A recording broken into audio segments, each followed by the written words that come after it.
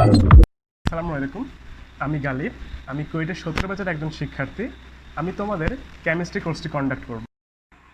আজকে আমরা যে টপিকসটা দেখব, এটা তোমাদের কেমিস্ট্রির ফার্স্ট পেপারের সেকেন্ড চ্যাপ্টার গুণগত রসায়নের একটা পার্ট, সমায়ন প্রভাব। ঠিক আছে, সমায়ন প্রভাব আমরা কি মোটামুটি অনেকেই জানি, কিন্তু সমায়ন প্রভাবের উপর দ্রাব্যতার গুণফলের একটা সিমিলারিটি আছে বা একটা ইফেক্ট আছে। সেই ইফেক্টটা আমাদের কিন্তু দেখতে হবে যে সমায়ন প্রভাব থাকলে দ্রাব্যতার উপর সেটা কেমন প্রভাব ফেলে। তার আগে দেখতে হবে হচ্ছে এই সমান প্রভাবটা কী, একটু বুঝে নিই, তারপরে আমরা সাথে প্রভাবটা বুঝতে যাব, আমাদের জন্য খুবই সুবিধা হবে বুঝতে। ক্লিয়ার? সমান প্রভাব বোঝার জন্য আমার আগে দেখতে হবে সবল তড়িৎ বিশ্লেষ্য আর দুর্বল তড়িৎ বিশ্লেষ্যটা কী, একটু লিখে নিই।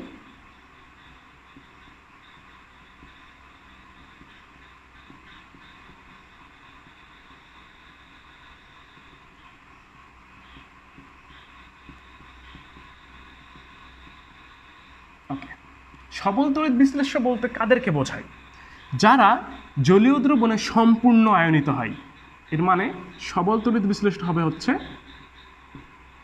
সম্পূর্ণ আয়নিত, আর দুর্বল তড়িৎ বিশ্লেষ্য কি সম্পূর্ণ আয়নিত হয় না, তারা কিছুটা আয়নিত হয়, হ্যাঁ, বা আমি বলতে পারি যে আংশিক আয়নিত। ঠিক আছে, এরা হয় হচ্ছে আংশিক আয়নিত।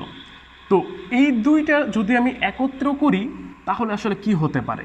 ঠিক আছে, সবল তড়িৎ বিশ্লেষ্যের একটা এক্সাম্পল নিই আমরা, তাহলে বুঝতে পারবো সমান প্রভাবটা কি। সবল তড়িৎ বিশ্লেষ্যের এক্সাম্পল যদি আমি বলতে চাই, আমি নিতে পারি এই যৌগটা CH3COO Na। ওকে, আচ্ছা তোমরা বলতে পারো ভাই এটা কেমনে সবল তড়িৎ বিশ্লেষ্য, এটা তো একটা লবণ। হ্যাঁ, তাও আবার অ্যাসিডোটান। অ্যাসিডোটান তো সবসময় আমাদের দুর্বল জিনিসটাকেই ডিনোট করে, অ্যাসিডিক অ্যাসিড যেমন। আসলে বিষয়টা তা না।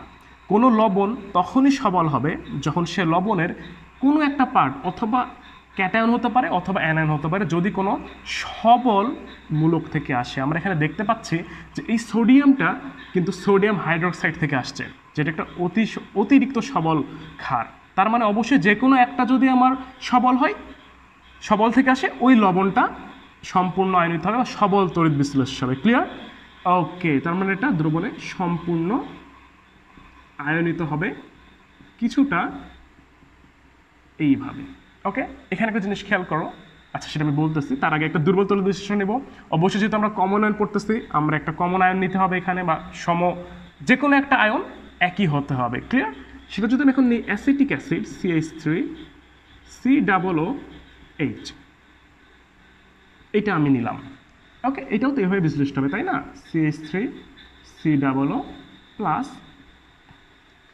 H plus. একটা জিনিস খেয়াল করো, দুইটা ইকুয়েশনের মধ্যে কিছু ডিসিমিলারিটিস আছে। সিমিলারিটিস কি? অ্যানায়ন ক্যাটায়ন, এখানে অ্যাসিড আয়ন, এটা সোডিয়াম, এটা hydrogen ion, whatever, no problem. তো এখানে আমি একটা জিনিস যেটা ডিসিমিলারিটি দেখতে পাচ্ছি, সেটা হচ্ছে আমি কিন্তু এখানে একটা অ্যারো দিছি, এইখানে দুইটা অ্যারো দিছি। এইটা আসলে কি মিন করে? যেখানে যখনই তোমরা দেখবা কোনো তড়িৎ বিশ্লেষ্যের পাশে এরকম একটা অ্যারো দেওয়া আছে, সেই তড়িৎ বিশ্লেষ্য হচ্ছে সবল তড়িৎ বিশ্লেষ্য। ক্লিয়ার? এর মানে বোঝাচ্ছে এইটা কখনোই এই অংশ থেকে ব্যাক রিয়াকশন করে এই জায়গায় আসবে না। ওকে, কিন্তু অ্যাসিডিক অ্যাসিডকে যখন আমরা দেখতে যাব, এই অ্যাসিডিক অ্যাসিড কিন্তু সর্বদাই এর সম্পূর্ণ এইচটা কিন্তু সে এখানে দান করবে না, বা সম্পূর্ণ H প্লাসটাই, সম্পূর্ণ অ্যাসিটেট আয়নটাই কিন্তু এখানে আসবে না। এখানে কিছু পরিমাণ আসলে আবার সেটা ব্যাক করে এই জায়গায় আসবে। সমায়ন প্রভাবটা আমরা কিন্তু এখানে দেখতে পাবো, কারণ এখানেও অ্যাসিডেট আয়ন আছে, এইখানেও অ্যাসিটেট আয়ন আছে। ওকে, আর সমায়ন প্রভাবটা ম্যাক্সিমাম সময় ইফেক্ট ফেলে হচ্ছে যদি কোনো দুর্বল তড়িৎ বিশ্লেষ্য হয়। ক্লিয়ার? তাহলে একটু দেখি এখানে কি হচ্ছে। এখানে হয়টা আসলে যদি আমি একটা জিনিস আমি একটা ধরো ভ্যালু দিয়ে বোঝাতে চাই, এখানে আমি বললাম যে এটা হচ্ছে 20 ইউনিট আছে, 20 ইউনিটস। তো এইখান থেকে কী হবে বলতে পারো? এইখান থেকে কিন্তু এইটাও আমার 20 ইউনিট হবে, এইটাও আমার 20 ইউনিট হবে। ওকে, লাস্ট টাইমে যখন আমি ইকুইলিব্রিয়াম পয়েন্টে যাব, এটা কিন্তু 0 হয়ে যাবে ওই টাইমটাতে। ইকুইলিব্রিয়াম পয়েন্টে এটা হবে 0, এই সম্পূর্ণটা বিশ্লিষ্টে 20-20 হয়ে যাবে। ওকে, কিন্তু এইখানে যখন আমি একটু চিন্তা করে দেখব, দেখি কি হয়। এখানে যদি আমি নিয়ে হচ্ছে 10 units, okay, first of all এখানে হবে 0-0, কোনো সমস্যা নাই। কিন্তু কিছুক্ষণ পর দেখতে পারবো যে এখান থেকে এটা সম্পূর্ণ আয়নিত হয় নাই, এখানে আমার কিছু পরিমাণ ধরো থেকে গেছে। আমি বলতে পারি এখানে ধরো 4 আছে, 4 ইউনিট, এখানে কত কথা হয়েছে বলতো 6 6। এটা কি এই জায়গায় স্টেবল? আয়নে তো কিছু হলো, ধরো আমি বলতেছি যে এটা কিন্তু 6 হয়ে গেল, থেকে যাওয়া একটা, আর একদম বিশ্লিষ্ট হয়ে যাবে। তুমি বলতে পারবে এটা তো এতখানি দিচ্ছে আমাকে, কিছু নাই, কিন্তু না, এখানে আরও কিছু ইফেক্ট আছে। এখানে যখন এটা ব্যাক করতেছে, আমি দেখাচ্ছি তো এটা অ্যারোসাইন একটা এইদিকে আছে, তার ব্যাকওয়ার্ড দিকে আছে, তার মানে কি হচ্ছে বলো তো, এই 6 6 দুইটা কিছুটা রিয়্যাক্ট করে এই দুইটা আবার এইটা তৈরি করে ফেলতেছে। মানে আলটিমেটলি যদি একটু পরে চিন্তা করি, অ্যাট ইকুইলিব্রিয়াম আমি দেখতে পাবো যে এইখানে আছে হচ্ছে আমার 5 ইউনিট ধরলাম, সেই তাহলে এখানে কত থাকে বলো তো 5 5। এইটা হচ্ছে দুর্বল তড়িৎ বিশ্লেষণের একটা বৈশিষ্ট্য। কি হচ্ছে, এটা আয়নিত হয়ে আবার ব্যাক করতেছে, 6 ছিল, 6 থেকে আবার একটা ধরো এর সাথে বিক্রিয়া করে, এইচএলের সাথে বিক্রিয়া করে এখানে 5 করে ফেলছে, একে বাড়াই ফেলছে। এটা ধরো ইকুইলিব্রিয়াম, সব কিছু যত কাহিনী করে এরা এই অবস্থায় স্টেবল হয়েছে। হ্যাঁ, আমি এটার কথা এখন চিন্তা করতেছি না, বাদ। এখন যে কেসটা হবে, যদি এর ভেতরে আমি কোনো সবল তড়িৎ বিশ্লেষ্য প্রবেশ করাই বা মিক্স করাই, তখন কি হচ্ছে দেখো, যদি কোনো সবল তড়িৎ বিশ্লেষ্য মিক্স করাই একই দ্রবণে, এই সব কিছু ধরো একটা বিক্রিয়া পাত্রে হচ্ছে, এটা একটা পাত্রে হচ্ছে, বিক্রিয়া পাত্রে। ওকে, তো এখানে কি হচ্ছে দেখো, এইখানে হবে হচ্ছে যে এই যে অ্যাসিডেট আয়ন, এটা কিন্তু আমার দ্রবণে আগে ছিল না, এখানে কিন্তু ছিলই, আমি এক্সট্রা কিছু অ্যাসিডেট আয়ন অ্যাড করছি, এটা হচ্ছে আমার এক্সট্রা। এটা কি আমার এক্সট্রা না ভাইয়া? এটা আমাদের অবশ্যই একটা এক্সট্রা পার্ট। তো এই এক্সট্রা পার্টটা কি করবে জানো, এই এক্সট্রা পার্ট, এই যে আরও H+ আছে না, এই এক্সট্রা পার্টটা আরও H+ যেটা আছে না, এর সাথে রিঅ্যাক্ট করে আবার এটা তৈরি করে ফেলবে। ওকে, এখন ভাই তোমরা প্রশ্ন করতে পারবে কেন, এইটা তো আমার এখান থেকে যেটা আছে সেটা তো Na+ এর সাথে বিক্রিয়া করতে পারতো না। আমি আগেই বলছি কি, এটা সবল তড়িৎ বিশ্লেষ্য, এটা সম্পূর্ণ আয়নিত হয়, এর ব্যাকওয়ার্ড রিঅ্যাকশনের প্রতি কোনো ঝোঁক নাই, সে তার আয়ন দান করে দিচ্ছে নিঃস্বার্থ হয়ে, ওই আয়নের প্রতি তার কোনো চাওয়া পাওয়া নাই।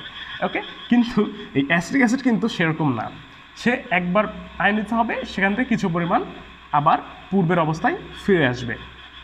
তো এখন ঘটনাটা হলো যে এটাকে আমরা ব্যাখ্যা করবো কীভাবে, কেনই বা এটা ব্যাকওয়ার্ড দিকে যাচ্ছে, যেটা তোমাদের ম্যাক্সিমাম বইয়ে উল্লেখ নাই, বা যেটা আসলে কনসেপ্ট তোমাদের আছে কিন্তু তোমরা রিলেট করতে পারো না, সেটা হচ্ছে এই জায়গাতে লাসাতেলিয়ার প্রিন্সিপালটা কাজ করে। এইখানে অবশ্যই লাসাতেলিয়র প্রিন্সিপালটা কাজ করে। কিভাবে বলতেছি, লাসাতেলীয় নীতি। ওকে, এই লাসাতেলীয় নীতিটা কেমনে কাজ করে, লাসাতেলীয় নীতি আমরা কি পড়ছি বলতো, যদি তিনটা আমাদের ক্রাইটেরিয়া আছে, চাপ, তাপ আর ঘনমাত্রা। এখানে কোনো চাপ তাপের ইফেক্ট নাই, আমি কমন আয়ন ইফেক্ট অবশ্যই স্থির তাপমাত্রায় করব, অবশ্যই স্থির চাপে করব, এছাড়া আমাদের কিছু চেঞ্জ হতে পারে ভ্যালু, তোমরা বুঝতে পারতেছো, হতে হয় এরকম তাপমাত্রা চাপ চেঞ্জ করলে। কিন্তু যদি ঘনমাত্রা বিষয়ে তুমি একটু চিন্তা করতে চাও, তাহলে দেখবা যে এইখানে এই অ্যাসিডেট আয়নের ঘনমাত্রা কিন্তু তুমি ডিরেক্টলি বৃদ্ধি করতেছো, কিন্তু তোমরা বুঝতে চাচ্ছ না যে কেন এটা ব্যাক করতেছে। তুমি এই অ্যাসিড আয়ন যেটা দুর্বল তড়িৎ বিশ্লেষ্য, তার এই অ্যানায়নটাকে তুমি এক্সট্রা অ্যাড করছো। তার মানে কি, রাসাতেলীয় কি বলছে, যে তুমি যেই পাশের ঘনমাত্রা বৃদ্ধি করবা, তোমার ইকুইলিব্রিয়াম পয়েন্টটা আনার জন্য সে কি করবে, সে নিয়ামক পরিবর্তনের ফলাফলটা প্রশমিত করবে। তুমি এখানে কি নিয়ামক পরিবর্তন করছো, তুমি অ্যাসিড আয়নের ঘনমাত্রাটা বাড়িয়েছো, এটা খুব সুন্দর স্বাচ্ছন্দ্যে ছিল এই জায়গাতে, তুমি তাকে অবস্থায় রাখতে চাও নাই, তুমি আরও বাড়াই দিচ্ছ এখানে ভাই অ্যাসিড আয়নটা, তাহলে কি এর থাকবে, এটা ওই জায়গায় থাকবে না। এই কারণেই এই অ্যাসিড আয়নটা এই H+-এর সাথে আবার রিঅ্যাক্ট করে এইখানে চলে আসে, এবং last of all at common ion তুমি দেখবা যে এইটার পরিমাণ এটার পরিমাণ বেড়ে গেছে, এবং এইটা আরও অনেকখানি কমে যেয়ে ধরো 3 হয়েছে, 3 হয়ে গেছে। ওকে, এই কেসটা এখানে হয়েছে। তার মানে কি, এইটা যখন একা ছিল, কিন্তু এই জায়গায় একা থাকতে 5টা আমাকে দিচ্ছিল H+, কিন্তু যখন আমি এর সাথে কমন আয়ন অ্যাড করলাম একটা, তখন কি আমাকে সে আর 5টা দিচ্ছে, এর দ্রাব্যতাটা কমে গেল না? অবশ্যই তাই হয়েছে। কিন্তু কেন হয়েছে, এই লাসাতেলীয় প্রিন্সিপালস থেকে আমরা বলতে পারি। তার মানে এখন যদি আমরা কমন আয়ন ইফেক্টের সংজ্ঞা দিতে চাই, তাহলে কি বলবো বলতো, কোনো একটা সবল তড়িৎ বিশ্লেষ্যের প্রভাবে দুর্বল তড়িৎ বিশ্লেষ্যের বিশ্লেষণ ক্ষমতা আরও হ্রাস পায়, এই হ্রাস পাওয়ার ঘটনাকেই আমরা বলি কমন আয়ন ইফেক্ট। এবার আমরা কিছু ম্যাথমেটিক্যাল প্রুফ দেখব। এখন আমরা যেটা দেখব যে এই যে সবল তড়িৎ বিশ্লেষ্য, এই সবল তড়িৎ বিশ্লেষ্যের প্রভাবে এই যে দুর্বল তড়িৎ বিশ্লেষ্য আগেই দেখলাম আমরা, এর দ্রাব্যতা কেমনে হ্রাস পায়, ঠিক আছে, সেটার ম্যাথমেটিক্যাল প্রুফটা এখন আমরা দেখব। ফার্স্ট অফ অল আমরা ধরে নিলাম যে এইটা বিশ্লিষ্ট হয়েছে এইভাবে, আবার আগের জিনিসটা আবার আমরা একটু দেখি, হ্যাঁ, যেখানে এইটার দ্রাব্যতা হচ্ছে এস মোল পার লিটার। ওকে, এটা অবশ্যই শুরুতে একদম আবার বলতেছে, আগের কনসেপ্টটাই আমরা জাস্ট ম্যাথমেটিক্যালি দেখাবো একটু এইটা। তাহলে এর কেএসপি কত হবে বলতে পারো কেউ? কেএসপি নির্ণয়ের কিন্তু একটা সুন্দর ফর্মুলা আছে। হ্যাঁ, যদি কোনো একটা যৌগ দেখতে এরকম হয় এ এক্স বি ওয়াই, হ্যাঁ, এবং এদের দ্রাব্যতা যদি হয় হচ্ছে এস, তাহলে এর কেএসপি লেখা যায় হচ্ছে এই ফর্মুলাটাতে খুব easily, x s to the power x y s to the power y. ঠিক আছে, যদি একটু আমি সিম্পলিফাই করি তাহলে দেখবো হচ্ছে আমরা x to the power x y to the power y s to the power x plus y. খুব কষ্ট হয়ে যায় এভাবে লিখতে, ঠিক আছে, তোমাদের দেখার জন্য দেখালাম আমি। ওটা সেটাকে এক্সাম্পল নেই, যদি আমি নিলাম হচ্ছে PbCl2, লেটস সে PbCl2, এটা মানে কি বলতে পারো? এই তো পরমাণুটা না, জাস্ট এর পরমাণুর সংখ্যা, কিন্তু এখানে পিবির পরমাণু কিন্তু 1, হ্যাঁ, আর সেলের পরমাণু কিন্তু 2। আমি এখানে কেএসপি ডিরেক্ট এই ফর্মুলাতে বসাই এটা লিখতে পারি যে কেএসপি সমান এইটা হবে হচ্ছে এস 1s টু দি পাওয়ার 1টা আমি লিখলাম না এখানে, আর এটা কী হয় বলো তো এই সূত্র মতে 2s two the power 2। Clear? তার মানে কি লিখতে পারি আমি এই জায়গাতে বলতো 4s স্কোয়ার ইন্টু এস মানে হচ্ছে 4s3। এটা হচ্ছে নির্ণয়ের ফর্মুলা। তার মানে যদি এই যৌগটা নিই, তার মানে কি হিসাব হবে? এই CH3 CO সবগুলো হিসাব করবা না, আমাকে দেখতে হবে ক্যাটায়ন কোনটা অ্যানায়ন কোনটা, তার পরমাণুর সংখ্যা কি। এখানে অ্যাসিডের আয়ন আছে একটা, হাইড্রোজেন আয়ন আছে একটা, তার মানে এটা হচ্ছে একটা AB গোত্রের যৌগ, তাই কি না? AB গোত্রের মানে এটা 1 এটা 1। তার মানে এই যৌগের জন্য আমি এর কেএসপি কি লিখতে পারি বলো তো ভাইয়া? এর কেএসপি আমি লিখতে পারি হচ্ছে SS স্কয়ার। ওকে, বিষয়টা কি ক্লিয়ার? আচ্ছা ঠিক আছে। তার মানে এখন আমরা তাহলে দেখি হচ্ছে যে এই যে যৌগটা আমরা নিছি তার ঘনমাত্রা কি এবং তার সাথে ইফেক্টটা কি। তার মানে এইটার কেএসপি এসি স্কয়ার বের হয়ে গেছে। গুড, এটা রেখে দিলাম এখানে, আপাতত কোনো কাজ নাই। দেখো এবার কি হচ্ছে, আমি ধরলাম যে আমি এবার যে সবল তড়িৎ বিশ্লেষণটা এখানে অ্যাড করছি সেইটার গাঢ়ত্ব হচ্ছে এক্স মোল পার লিটার। ঠিক আছে, এক্স মোল পার লিটার। এখন ঘটনা হচ্ছে যে আমি আগেই বললাম কি, যে যদি আমি এই একই দ্রবণে এর দ্রবণে যদি আমি কোনো সবল তড়িৎ বিশ্লেষ্য অ্যাড করি বা দুর্বলের ভেতরে সবল তড়িৎ বিশ্লেষ্য অ্যাড করি, তাহলে এই দুর্বলের দ্রাব্যতাটা আরও হ্রাস পায়। তাহলে এটা কি রেস থাকবে ভাইয়া? না, এটা রেস থাকবে না। তাহলে এটা কি হবে? অ্যাড করার পরে কি অ্যাড করার পরে কোনো একটা সবল তড়িৎ বিশ্লেষ্য অ্যাড করার পর হ্রাসপ্রাপ্ত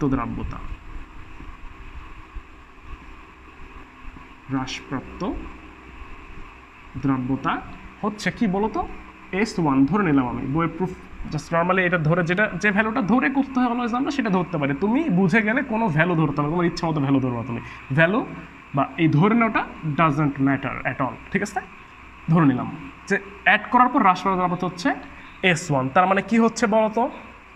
তার মানে যেটা হচ্ছে, যদি আমি একটা হোল ইকুয়েশনটা এখানে লিখতে চাই, CH3COONA, এটা সম্পূর্ণ আইনত হচ্ছে CH3COO প্লাস Na প্লাস, হ্যাঁ, এবং CH3COOH, সেটা কি বলো তো? অবশ্যই ডাবল দাগ কেন দিয়েছি মনে করো, এটা হবে হচ্ছে CH3COO প্লাস H প্লাস।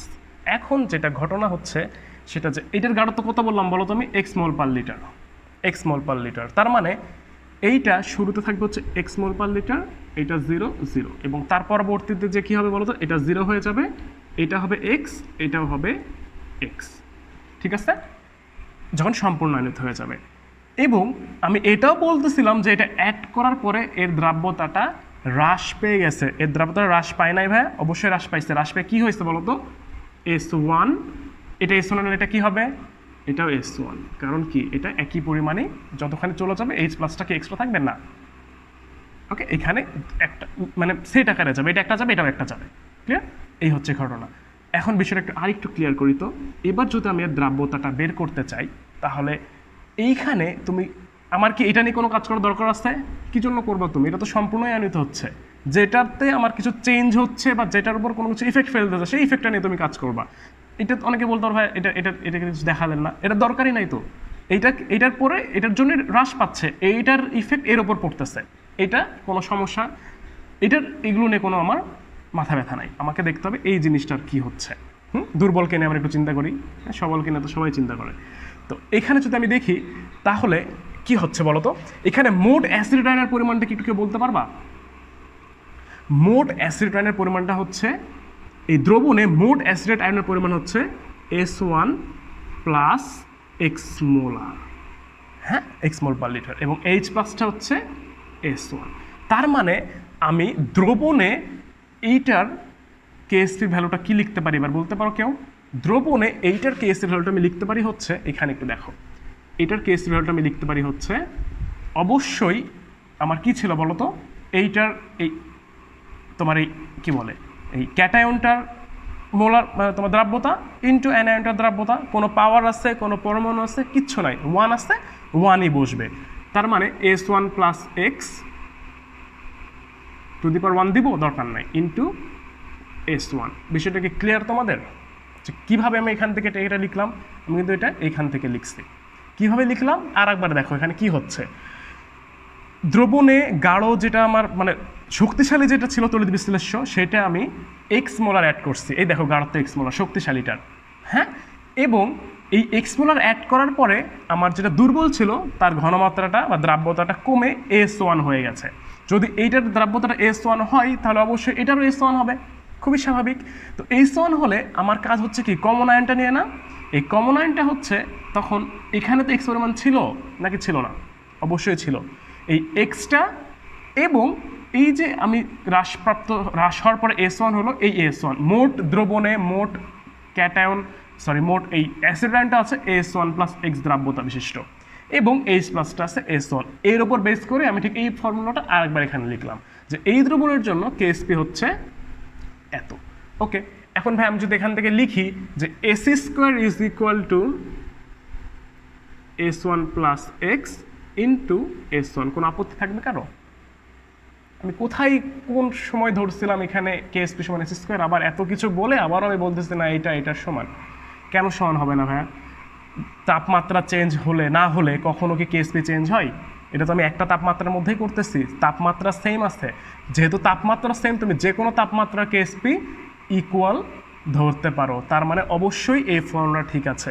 ঠিক আছে, যে AC square is equal to S1 x plus S1, যেখানে এক্স হচ্ছে আমার সবল তড়িৎ বিশ্লেষ্যের গাঢ়ত্ব, S1 হচ্ছে এক্সটা কি আমার বলতো সবলের গাঢ়ত্ব, S1টা হচ্ছে হ্রাসপ্রাপ্ত দুর্বলের গাঢ়ত্ব, হ্রাসপ্রাপ্ত দুর্বলের গাঢ়ত্ব। ঠিক আছে, আর কি আছে? এস আছে, এস হচ্ছে শুরুতে দুর্বলের গাঢ়ত্ব না বলে তুমি এটাকে দ্রাব্যতা বলতে পারো, গাঢ়ত্ব না বলে তুমি এটাকে দ্রাব্যতাও বলতে পারো। দ্রাব্যতা, দুর্বলের দ্রাব্যতা এবং শুরুতে দুর্বলের দ্রাব্যতা। বিষয়টা কি তোমাদের ক্লিয়ার? শুধু সূত্র দেখলে হবে? চলো একটা ম্যাথ দেখে আসি। তাহলে আমরা এবার ম্যাথটা দেখি এই টপিক্সের উপর, যে কীরকম ম্যাথ আসতে পারে। ঠিক আছে, এখানে কি লেখা আছে একটু পড়ে দেখি। 25 ডিগ্রি সেলসিয়াস তাপমাত্রায় 0.2 মোলার ক্যালসিয়াম ক্লোরাইড দ্রবণে ক্যালসিয়াম অক্সালেটের দ্রাব্যতার তুলনায় বিশুদ্ধ পানিতে ওর দ্রাব্যতা কত গুণ বেশি? আরও দেওয়া আছে 25 ডিগ্রি সেলসিয়াস তাপমাত্রায় KSP equal to 2.3 into 10⁻⁹ mole square per litre square. একটা জিনিস একটু খেয়াল করে দেখো এই কোশ্চিনে, যে কেএসপির ভ্যালুর জায়গায় কিন্তু লেখা নাই যে এটা কার কেএসপি। তোমার কনফিউশন হতে পারে, ভাই ক্যালসিয়াম ক্লোরাইডের কেএসপি হতে পারে, তো দুইটা যোগ লেখা আছে না এখানে। কিন্তু একটা জিনিস মনে রাখবা, কেএসপি সবসময় দেওয়া থাকবে যে দুর্বল তড়িৎ বিশ্লেষণ, সবল তড়িৎ বিশ্লেষণ কেএসপি তোমাকে কখনো দেওয়া থাকবে না, ওটা কোথাও আমাদের ইউজ হবে না। যদি হয় সেটা দেখা যাবে, কিন্তু দেখলাম তো যে আমাদের কোনো সবল নিয়ে কোনো কাজ নাই, সবলের ইফেক্ট নিয়ে কাজ, ঠিক আছে। তাহলে এর সলিউশনটা আমার একটু দেখতে হবে, তো কী হবে এর সলিউশন। হ্যাঁ দেখো দুইটা কেস আছে কিন্তু, বিশুদ্ধ পানিতে আর এই দ্রবণে, দুইটা কেস খেয়াল করতেছো যে আমরা নর্মালি তো বিশুদ্ধ পানিতে বের করে থাকি, কিন্তু আমি তো একটু আগে তোমাদের বললাম যে যদি আমি এখানে কোনো এক্সট্রা আয়ন অ্যাড করি তাহলে সবল আয়ন অ্যাড করি তাহলে দ্রাব্যতা হ্রাস পাবে। তো এটা কতগুণ বেশি বা কম আমি লিখছি, এটা কি এটা ঠিকও হতে পারে নাও হতে পারে, প্রমাণ করে দেখি না কি হচ্ছে, ঠিক আছে। Let's see the solution. Okay very good. একটু ক্যালসিয়াম অক্সালেট সম্পর্কে জানতে হবে তো আমাদের, এটা কী জিনিস। অক্সালিক অ্যাসিড চেনো? অক্সালিক অ্যাসিড কিন্তু এরকম COOH bond COOH dot twice H2O, এটা লেখা হয়, না দিলেও সমস্যা নেই। তার মানে যদি আমি এটাকে সিম্পলিফাই করি তাহলে এটা হচ্ছে আমাদের অক্সালিক অ্যাসিড H2O4। ওকে, তাহলে এটা অক্সালিক অ্যাসিড, এটা হচ্ছে আমাদের অক্সালেট আয়ন, এটা হচ্ছে হাইড্রোজেন প্লাস। একটা ক্যালসিয়াম যদি এই দুইটাকে প্রতিস্থাপিত করে তাহলে সেই যৌগটা হবে হচ্ছে ক্যালসিয়াম অক্সালেট CaC2O4, এইটা হচ্ছে আমাদের ক্যালসিয়াম অক্সালেট। তাহলে এখন একটু আমরা দেখি এখানে হচ্ছেটা কি। ক্যালসিয়াম অক্সালেট বিশ্লিষ্ট হবে কী হয় বলো তো? ক্যালসিয়াম অক্সালেট কিন্তু দুর্বল তড়িৎ বিশ্লেষ্য, ক্লিয়ার, মনে রাখবা। এটা আমাদের চেনা জানার মধ্যে কিন্তু যথেষ্ট ভালো সবল আয়নিক যৌগ। এটা কি কখনো দুর্বল হতে পারে? অবশ্যই না। ক্যালসিয়াম অক্সালেট একটা দুর্বল তড়িৎ বিশ্লেষ্য। কেমনি বিশ্লিষ্ট হবে দেখতো, এভাবে না, Ca2 plus plus C2O4 minus 2 হচ্ছে আমাদের অক্সালেট আয়ন। কি আয়ন? Oxalate ion. ওকে, তো বিশুদ্ধ পানিতে যদি আমি আর দ্রাব্যতা বের করতে চাই তাহলে আমার কি ওই যে দেখালাম ফর্মুলাটা কেএসপির ভ্যালু বের করার, ওইটা একটু এখানে ইউজ করতে হবে না?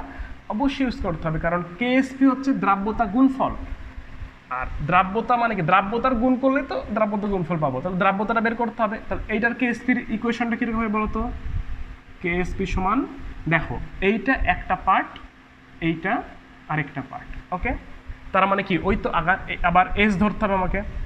তাহলে কি ক্যালসিয়ামের জন্য 1s⁻1, অক্সালেটের জন্য কি বলতো 1s⁻1। আলটিমেটলি কি হচ্ছে এখানে? আলটিমেটলি কি AC², যেখানে তোমার কেএসপির ভ্যালুটা দেওয়া আছে। আর এইটা হচ্ছে আমাদের দ্রাব্যতা গুণফল, আর এটা হচ্ছে দ্রাব্যতা, এটা হচ্ছে দ্রাব্যতা গুণফল, আর এটা হচ্ছে দ্রাব্যতা। তোমাকে কাছে কি চাইছে? তোমার কাছে বলো তো দ্রাব্যতা চাইছে, কারণ দ্রাব্যতা গুণফল চাইলে দেওয়াই তো আসছে। তাহলে এস সমান কি হবে? এস সমান হবে হচ্ছে √KSP, মানে √2.3 × 10⁻⁻৯। রুট করলে অ্যান্সার কত হচ্ছে একটু দেখি আমরা।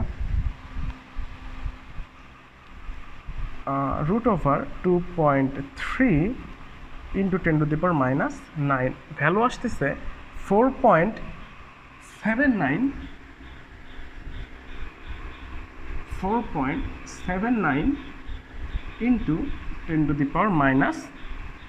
10⁻⁵। ওকে, এইটা এখানে থাকলো, এইটা এখানে থাকলো। ওকে, এখন আমার কি দেখতে হবে? এটা হচ্ছে এই প্রথম পার্ট, যে বিশুদ্ধ পানিতে দ্রাব্যতা, আমরা এটা বের করছি কিন্তু এখানে কোনো কিছু অ্যাড করে নাই, কিছু করে নাই। এর দ্রাব্যতা গুণফল দেওয়া ছিল বিশুদ্ধ পানিতে, এর দ্রাব্যতা বের করছি আমরা বিশুদ্ধ পানিতে, মানে বিশুদ্ধ পানির পার্টটা আমার ক্লিয়ার, এটা মনে রাখো, থেকে যাচ্ছে। এরপরের কেসটা হচ্ছে যে যদি আমি এর ভিতরে ক্যালসিয়াম ক্লোরাইড দ্রবণটা অ্যাড করি, এই লাইন ক্লিয়ার, আমি তারপরে লিখতেছি ক্যালসিয়াম ক্লোরাইড। এটা কি সবল তড়িৎ বিশ্লেষ্য না ভাইয়া? কিন্তু সবল তড়িৎ বিশ্লেষ্য, সম্পূর্ণ হয়ে যেতে হবে।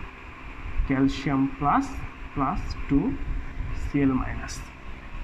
তো কি হচ্ছে দেখো তো, এইটা কি? এইটা 0.2 মোলার না, বলাই আসছে কিন্তু 0.2 মোলার। এটা হচ্ছে আমাদের 0.2 মোলার, এবং এই দ্রবণে এসে ক্যালসিয়াম অক্সালেটের হ্রাসপ্রাপ্ত দ্রাব্যতাটা আমার লাগবে না? হ্রাসপ্রাপ্ত দ্রাব্যতাটা কি আমার আগেরটা থাকবে? আর আগেরটা কিন্তু থাকবে না। আমার দ্রাব্যতাটা কি হবে বলো তো? হ্রাস পাবে।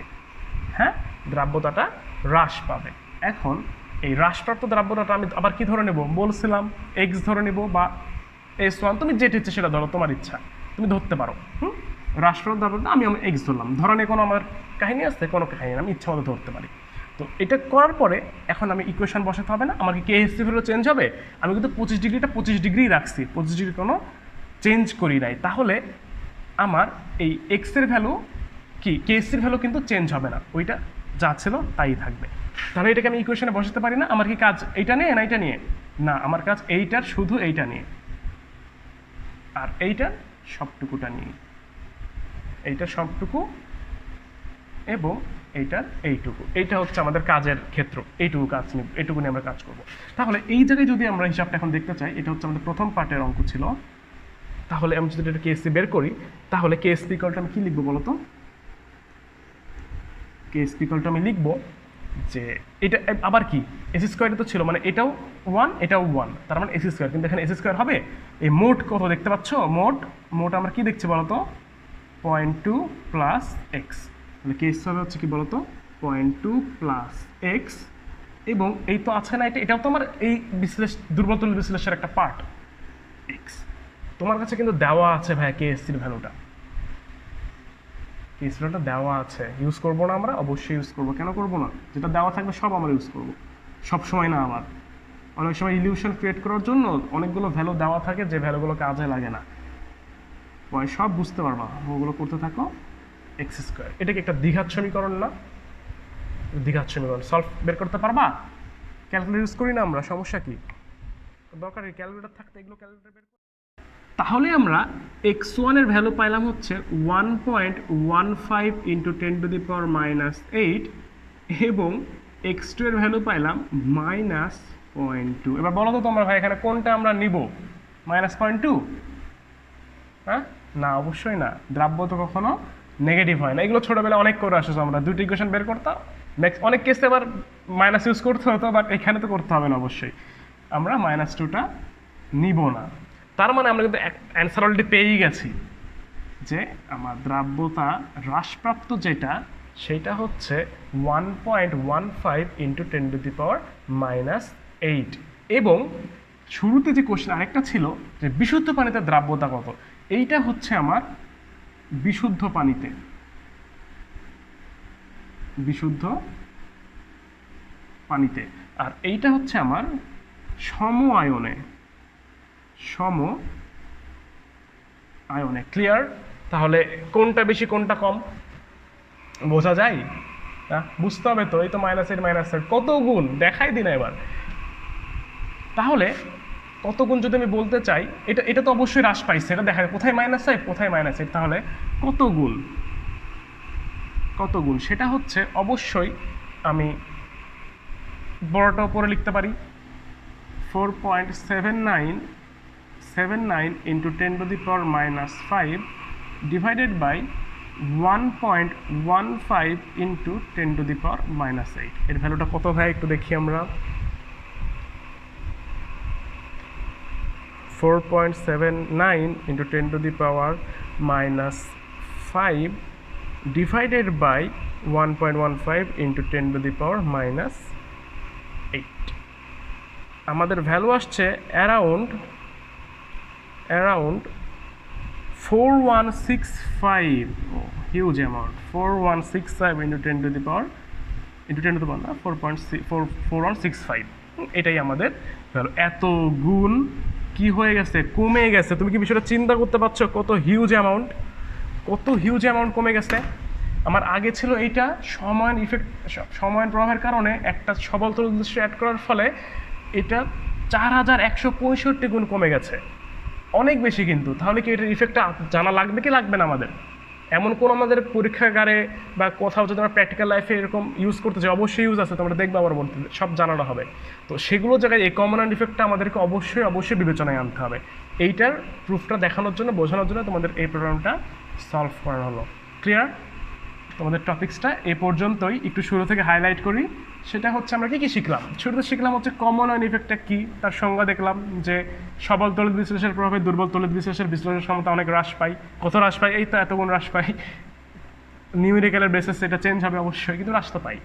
তারপর কি দেখলাম আমরা কেমনে এই ইকুয়েশনটা কেমনে প্রুফ করব, সময়ায়ন থাকলে ইকুয়েশনটা কেমনে প্রুফ করতে হয়, এই প্রুফগুলো দেখলাম।